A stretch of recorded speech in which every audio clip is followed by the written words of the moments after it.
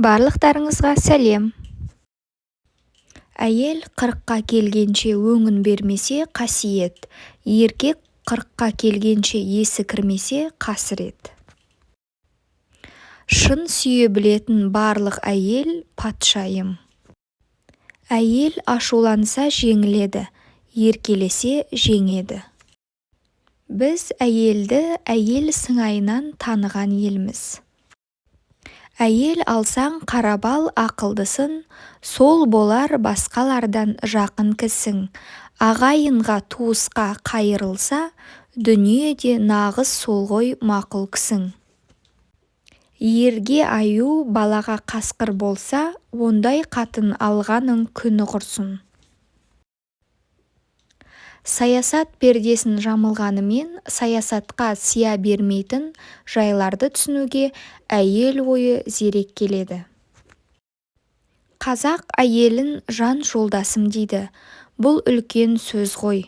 Жаны мен жаны үндес, ойы арманы үйлес. Егіз адамбыз дегені ғой. Әйел адам әрдайым жолдасының жанында жүру керек. Егер болмаса, онда ол оны ұмытуға хақысы бар. Әйелдер тек жасаған опасыздықты кешіре алмайды.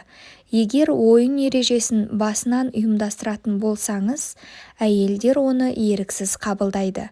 Алайда, ойын барысында ереженің өзгергенін жандары сүймейді.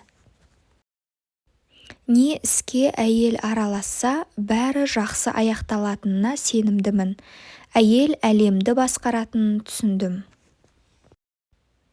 Жаман болса әйелің, арманда өтер өмірің, артылғандай есекке.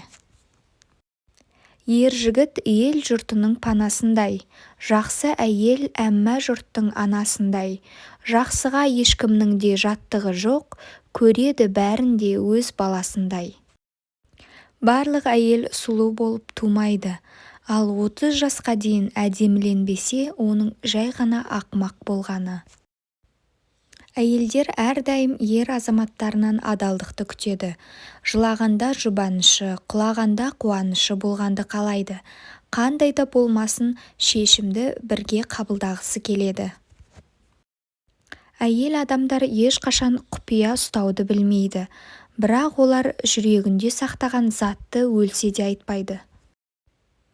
Әйел біткеннің бәрі де өздерінен сұлуырақ көрінген әйелге жау келеді. Қазақ әйелі аз ғана жәрдем бергеніңді ұмытпайды, тезірек еселеп қайтаруға тырысады. Жақсы әйел ұл туса патшадан болмас кемдігі. Әйелдің естілігі жеңсе, сұлулығы да арта түседі.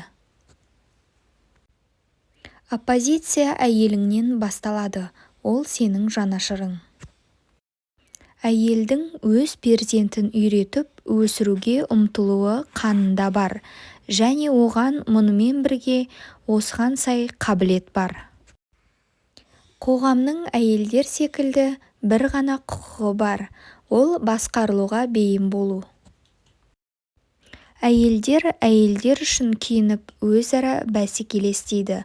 Ол рас, бірақ егер жер бетінде ер адамдар болмаса, олар тіпті киінбес те еді. Бар еркек құбыжық, әйелдерге тек дұрыстап тамақтандыру ғана қалады. Әйел адамды әдепсіздік құртады. Істі талқылағыңыз келсе, ер адамға, жүзеге асырғыңыз келсе, әйел адамға барыңыз. Егер менің көршім өз әйелін күнде соққанда, мен олай етпесем, әлемдік статистика бойынша екеумізде 2 күнде бір әйелдерімізді ұрған боламыз. Жаман әйел жақсы еркектің соры. Әйелді қанша аз сүйсең, соншама жеңіл ұнаймыз. Құлқына құмарланып құшқаныңда, шайқалып тұрса алтын сырғалары, кәмшаты барқыт төбе қырын киген, қадалса империал һәм динары, Ақылы жамалына болса лайық, жігіттің сол емес пе жан құмары. Жігіттің болса алған жақсы жары, сен болсаң бір аллаға еткен зары. Баладай риясыз еркелеген, сен болсаң дағы сол ынтызары. Жаман әйел жігіттің тайдырады табанын, тар қылады заманын. Жақсы әйел жігіттің жақсы қылар жаманын, ұшқыр қылар шабанын. Кейбір уақытта әйел адамдар аман қалу үшін мыстан болуы керек. Әйел адамдар ешқашан құпия ұстауды білмейді, бірақ олар жүрегінде сақтаған затты өлсе де айтпайды.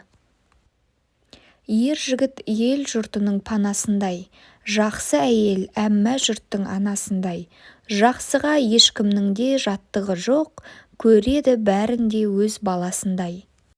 Әйел үйдегі ырысың, ұл айбарлы қылышың, қыз түздегі өрісің, келін кеңейген тынысың. Олақ міншіл, қызғаныш күншіл, сырғақ сыншыл, бос сөз былшыл. Ерлер 4, ал әйелдер 6 сағат ұйықтауы керек. Одан артық тек балалар мен пессимистер ғана ұйықтайды. Ақылды әйел ерінің атын шығарады.